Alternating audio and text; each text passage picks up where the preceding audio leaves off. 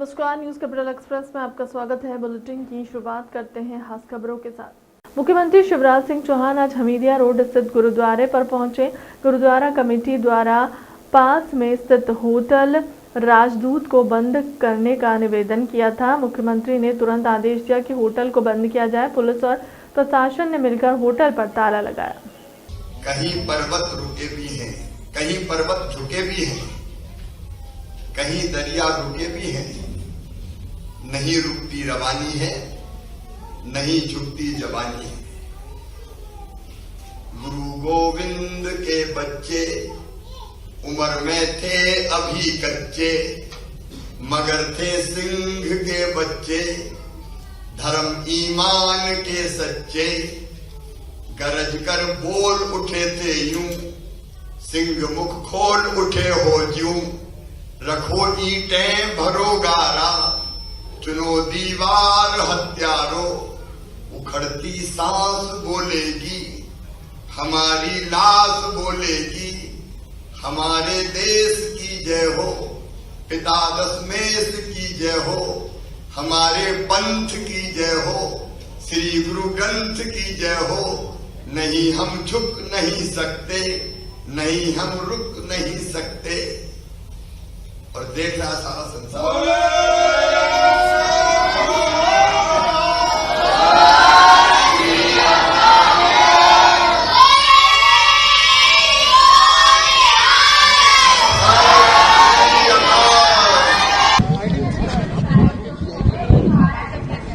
कि गुरु गोविंद सिंह जी जिन्होंने देश और पंथ की रक्षा की खातिर अपना सर्वोच्च बलिदान दिया। अकेले उनने नहीं, वो तो लड़े ही, लेकिन चारों साहबजादे दो युद्ध में वीरतापूर्वक लड़ते लड़ते शहीद हुए। और दो छोटे साहबजादे जिनकी उम्र केवल 7 और 9 साल थी, धर्म ना बदलने के कारण, झुकने के कारण उनको दीवार में चुनवाने का फतवा दिया गया, लेकिन चेहरे पे सिकन तक नहीं आई उनकी। मुस्कुराते हुए सुना और फिर अपना सर्वोच्च बलिदान दिया। जब दीवार में वो चुनवाए जा रहे थे और छोटे साहबजादे के गले तक जब दीवार आ गई, तो बड़े की आंखों से आंसू बहने लगे। तो छोटे ने पूछा, तू रो क्यों रहा है? तो उत्तर था, इसलिए कि धरती पर आया मैं पहले और जा तू पहला रहा है। पंथ के लिए शहीद तू पहले हो रहा है, इसके कारण मेरी आंखों में आंसू है। मुझे पहले शहीद होना था। ऐसी शहादत विश्व के इतिहास में आज तक नहीं दी गई। उसी शहादत को प्रणाम करने के लिए अभी वीर बाल दिवस के रूप में पूरा सप्ताह मनाने का फैसला सरकार ने किया, मध्य प्रदेश से किया। साहबजादों का सर्वोच्च बलिदान हम सबको प्रेरणा देता रहेगा। और कैसे इसका स्वरूप और हम लोग बेहतर करें, ताकि हर एक के मन में देश के प्रति, धर्म के प्रति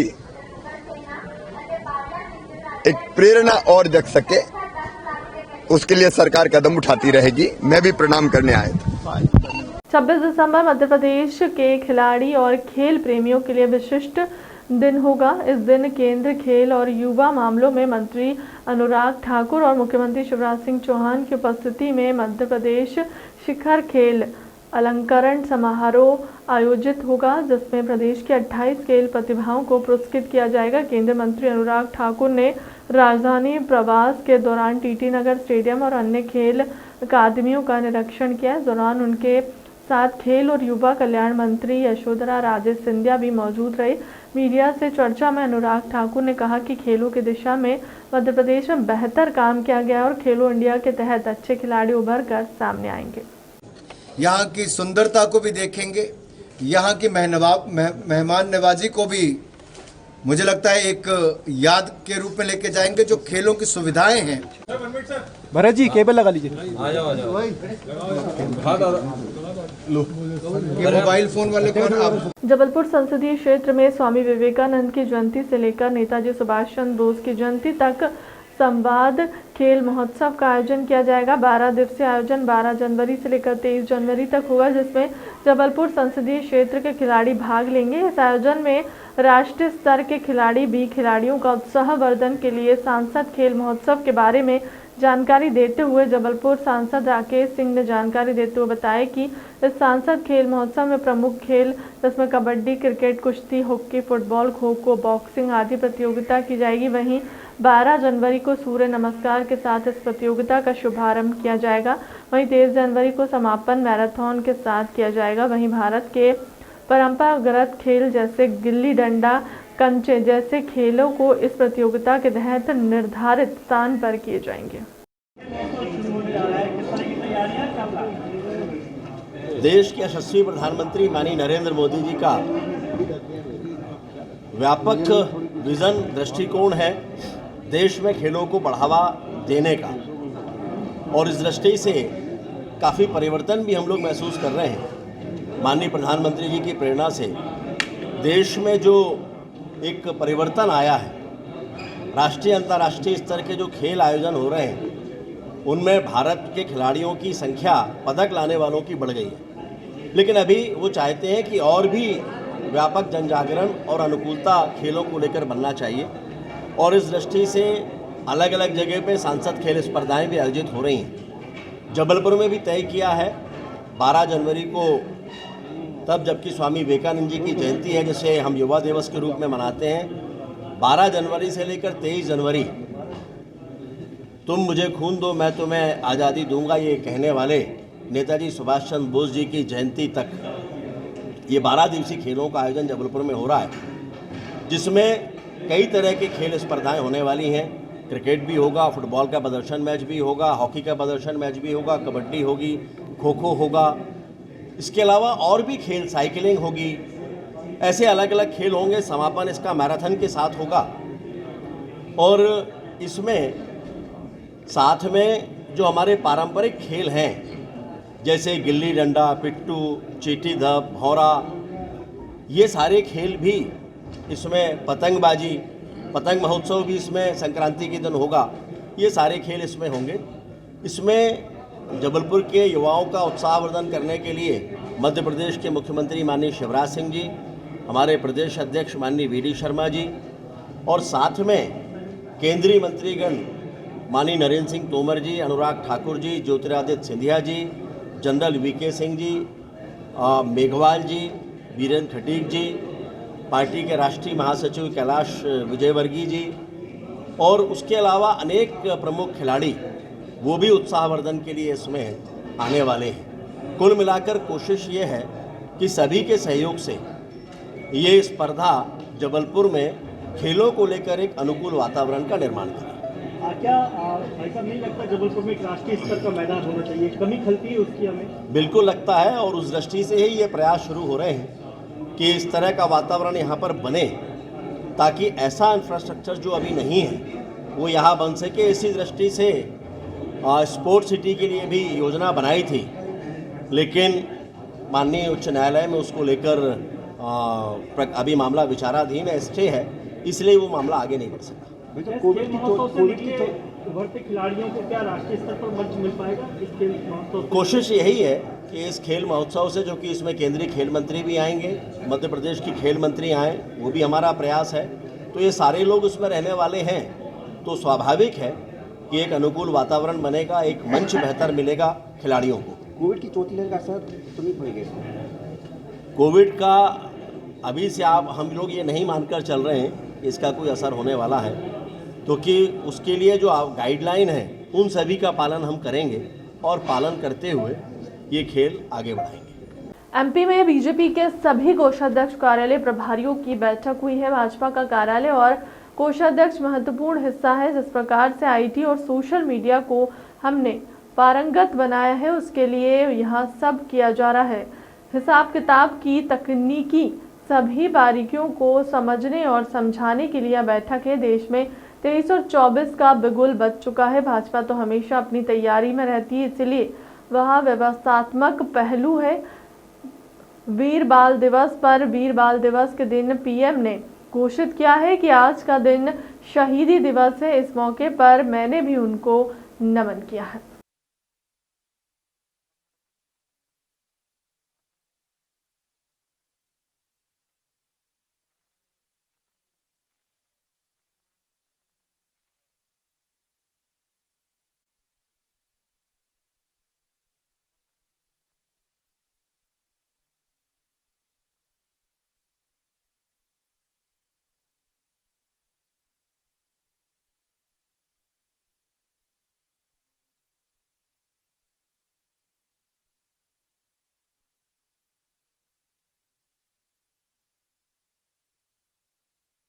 में भी बैठक चल रही है, तो क्या ये माने कि बिल्कुल अब 23 का बिगुल बज चुका है? 23 का बिगुल तो बज ही चुका है, 24 का भी बिगुल बज गया है। और भारतीय जनता पार्टी तो हमेशा अपनी तैयारी में रहती है, इसलिए ये व्यवस्थात्मक पहलू हैं। चुनाव में व्यवस्थात्मक पहलुओं की भी अपनी भूमिका होती है। मैनेजमेंट किस प्रकार से किया जाए, ये सारी बातें भी होती। तो इस नाते से मुझे लगता है कि केवल चुनाव नहीं, संगठन काम का सुदृढ़ीकरण, जो हमने बहुत पहले कहा कि ठाकरे जी के जन्म शताब्दी वर्ष पर हमने वर्षभर कार्य का विस्तार, कार्य के सुदृढ़ीकरण की भूमिका निभाई, तो संगठन काम के सुदृढ़ीकरण का भी एक हिस्सा है। उसमें चुनाव भी आता है, 2023 भी आता है, 2024 भी आता है। वीर बाल दिवस के दिन माननीय प्रधानमंत्री जी ने देश के अंदर जो घोषित किया कि आज का दिन शहीदी दिवस है। गुरु गोविंद सिंह जी के दोनों पुत्र और उनका पूरा परिवार इस देश की धर्म संस्कृति के लिए अपना जीवन बलिदान करके हंसते हंसते चले गए, लेकिन वो झुके नहीं। आज वीर बाल दिवस के अवसर पर मैंने भी गुरुद्वारा जाकर के उनको श्रद्धा के सुमन अर्पित किए। माननीय प्रधानमंत्री जी, पूरी भारतीय जनता पार्टी देश के अंदर वीर बाल दिवस के और जो शहीदी सप्ताह है उस पर श्रद्धा के सुमन अर्पित करते हुए हमने संकल्प लिया है कि देश की धर्म और संस्कृति के लिए जिन लोगों ने बलिदान दिया, उनके उन विचारों को आज देश के अंदर ले जाने के लिए संकल्पबद्ध होकर के हम सब काम करें। तो इस दिशा में आज पूरे देश के अंदर वीर बाल दिवस शहीदी दिवस के तौर पर आज लोगों ने मनाया। कमलनाथ आज भारतीय जनता पार्टी मध्य प्रदेश के सभी कोषाध्यक्ष, कार्यालय मंत्री और हमारे कार्यालयों के प्रभारी, उन सब की आज दिन भर बैठक अभी शुरू हुई है और दिन भर बैठक चलेगी। भारतीय जनता पार्टी का कार्यालय और कोष ये महत्वपूर्ण हिस्सा है। जिस प्रकार से आईटी और सोशल मीडिया को हमने पारंगत बनाया है, लेकिन कोष और कार्यालय ये हमारे काम का अभिन्न हिस्सा है। इसको आज के समय के अनुकूल हिसाब किताब में भी ठीक तरीके से हर जिला अपडेट हो, उसकी तैयारी तो हम करते ही हैं। और भी नई चीज़ों में किस प्रकार से हमें अपने कार्यालयों को संस्कार युक्त से लेकर के हर प्रकार की सुविधाओं से युक्त कार्यालय बनाना, पूरे हर जिले का कार्यालय हम खड़ा कर रहे हैं। जहां आवश्यक है वहां नए आधुनिक उसमें जो परिवर्तन करने वो भी कर रहे हैं। तो इन सारे मुद्दों की चर्चा है। हमारे राष्ट्रीय सह कोषाध्यक्ष सुधीर गुप्ता जी आज दिन भर उनके साथ हैं। हमारी जो सी है केंद्र की बेनी थापर जी, वो भी आज दिन भर उनके साथ रहेंगी। तो हिसाब किताब की तकनीकी बाकी सारी बातों को इस बैठक में जो कोषाध्यक्ष और कार्यालय मंत्री और कार्यालय प्रभारियों को एक विशेष दिन भर के ये बैठक प्रशिक्षण के तौर पर ही है। तो इस दिशा में उनको भी पारंगत बनाने का काम भारतीय जनता पार्टी कर रही है। दूसरी तरह कर देंगे, रोज ट्वीट कर रहे हैं जैसे ही सरकार आएगी। झूठ और छल कपट पर बनी हुई वो सरकार जो 15 महीने कमलनाथ जी के नेतृत्व में दिग्विजय सिंह के इशारे पर चली, उस दुरावस्था के दौर को इस मध्य प्रदेश की 8.5 करोड़ जनता ने गहराई से देखा है। हर गरीब के हक और अधिकार को छीनने का काम किया इस सरकार को, कमलनाथ जी, तुम्हारे झूठ छल कपट कर बनी हुई सरकार को देखा जो बाद में ध्वस्त हो गई, धराशायी हो गई। अब आपका झूठ और इस प्रकार के प्रलोभन जो बार बार वो कहते हैं, ये नहीं चलेगा। ये मध्य प्रदेश है जहाँ पर भारतीय जनता पार्टी का संगठन प्रत्येक बूथ पर मजबूत होकर के खड़ा है। सब प्रदेश शराब के लेके आए हैं यार, अब मैं क्या है कि मैं कुछ खराब शब्द नहीं बोलना चाहता क्योंकि मेरे नेचर में नहीं है। जिन लोगों को नशा ही दिखता हो वो और क्या सोच सकते हैं। अरे चार अच्छी बातें भी करो। स्वामी विवेकानंद ने युवाओं को किस प्रकार से इस देश के अंदर दिशा दी। स्वामी विवेकानंद के उन विचारों पर चलने वाले लोग भी इस देश के अंदर हैं और मुझे तो गर्व है देश के युवाओं पर, मध्य प्रदेश के युवाओं पर, कि आज इस मध्य प्रदेश के अंदर युवा नए इनोवेशंस के साथ पता नहीं कितने काम कर रहा है इसी मध्य प्रदेश के अंदर। मैं भी देख रहा था कि हमारी हरदा की बेटी, उसने बहुत पढ़ी लिखी लेकिन खेती में उसने नए प्रयोग किए। अभी इन्वेस्टर्स मीट में उसको बुलाया गया है। तो गोविंद सिंह जी जरा ऐसे अच्छे काम भी देख लें मध्य प्रदेश के अंदर। केवल सरकार की, क्योंकि उनको लगता है कि उनकी सरकार जो करती थी, जो वो कहते थे, वो मंत्री थे तब उनकी सरकार थी, कमलनाथ जी के नेतृत्व, वो कहते थे भ्रष्टाचार में डूब गई है, पैसा ऊपर तक जा रहा है, ठेकेदार और टीआईओ ने खरीद लिए, टेंडर बन गए। जिसकी रही भावना जैसी, प्रभु मूरत देखी तिन तैसी, वो यही देख सकते हैं। उनको चश्मा यही लगा है। अरे अच्छे काम भी देश के अंदर हो रहे हैं, प्रदेश के अंदर हो रहे हैं और नौजवान तो इस प्रदेश का, देश का नेतृत्व कर रहे हैं।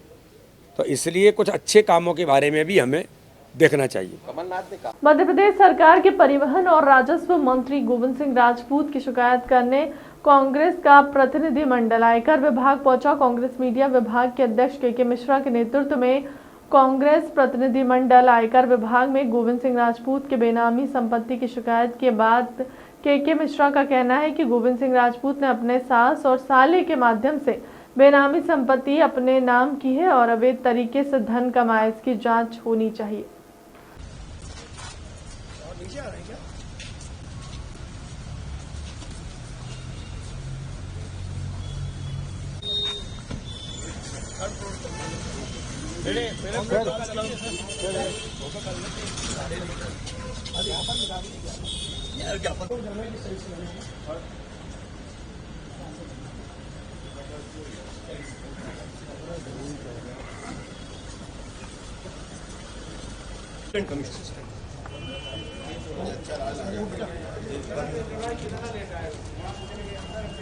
बहुत ऑनेस्ट ऑफिसर है।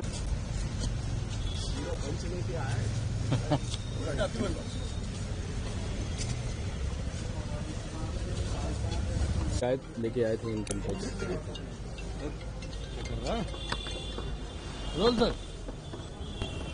मध्य प्रदेश शासन के राजस्व और परिवहन मंत्री आदरणीय गोविंद सिंह राजपूत साहब ने मंत्री पद पर रहते हुए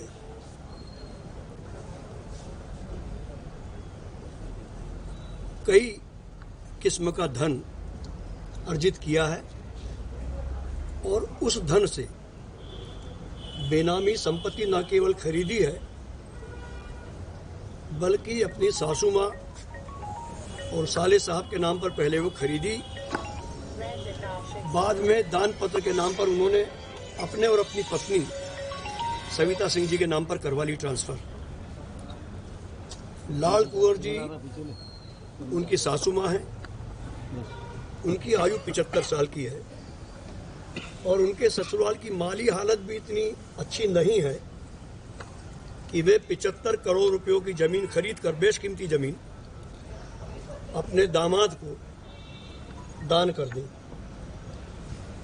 यह पूरी तरह बेनामी संपत्ति एक्ट जो है 1988 का, उसकी धारा 210, धारा 29 और 212 के तहत एक गंभीर किस्म का अपराध है। मध्य प्रदेश में ऐसा पहले वाकया हुआ था कि जो भोपाल कलेक्टर थे एम ए खान साहब, उन्होंने भी अपनी 25 करोड़ रुपयों की संपत्ति खरीदी और बाद में दान पत्र से अपने नाम पर लिखवा ली थी। आयकर विभाग ने उस संपत्ति को जब्त कर लिया था।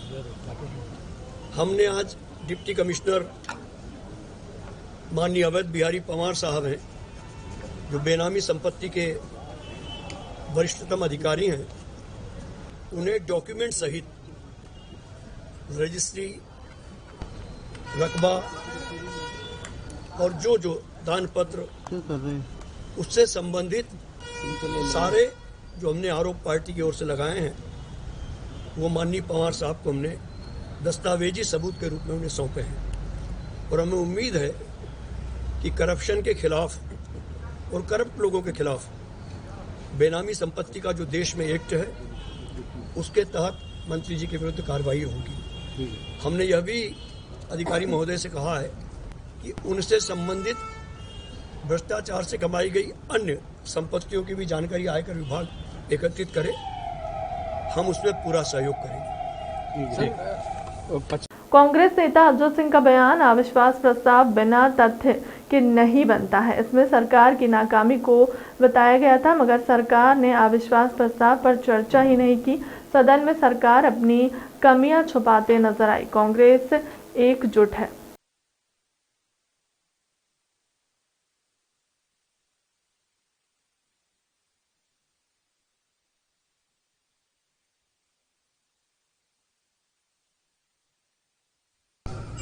जमीनी हकीकत मुख्यमंत्री और मंत्रियों को भी मालूम है। चुनावी वर्ष है, जमीन खिसक चुकी है, हवा बदली नजर आ रही है। अब तो चाहे कोई सी भी ट्रेनिंग ले लें तो दे दें, होने जाना कुछ नहीं। सर 2011 में 2011 सॉरी। तो जिस प्रकार से सर जो आप अविश्वास प्रस्ताव लाए थे, लेकिन इस बार जो आप लेकर आए हैं उसको बार बार बीजेपी कह रही है, संगठन से लेकर सरकार तक, कि ये कमजोर है और जो तथ्य थे वो तथ्य से ढंग से पेश नहीं कर पाए हैं कांग्रेस। देखिए, अविश्वास होता है, बिना तथ्य के अविश्वास होता नहीं है।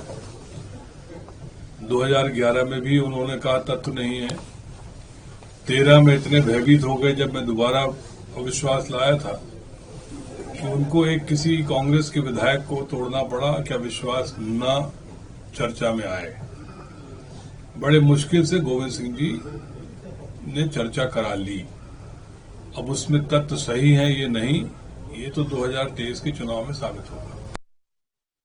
500 रुपए दो और आप शराब का घर में दारू पिलाने का लाइसेंस ले सकते हो, घर में बैठ के पी सकते हो, पिला सकते हो। नए साल के लिए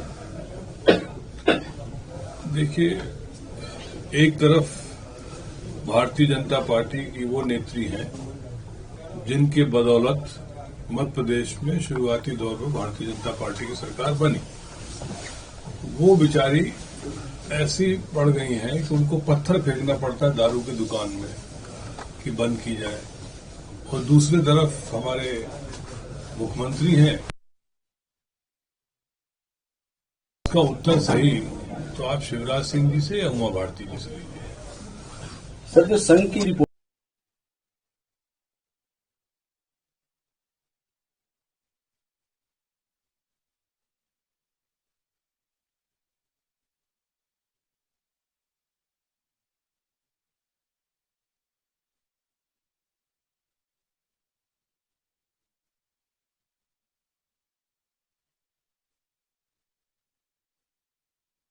बस नेगेटिव ही दिखता है, जिस तरह से जो मंत्रियों की परफॉर्मेंस रिपोर्ट की बात की जाए या फिर कैबिनेट मिनिस्टर गोविंद सिंह की जो शिकायत इनकम टैक्स में डिपार्टमेंट में की गई है, उसको लेकर भी कहा है उन्होंने कि ये तो विभाग अपना काम करेगा, लेकिन कांग्रेस को हमेशा नेगेटिव ही दिखता है।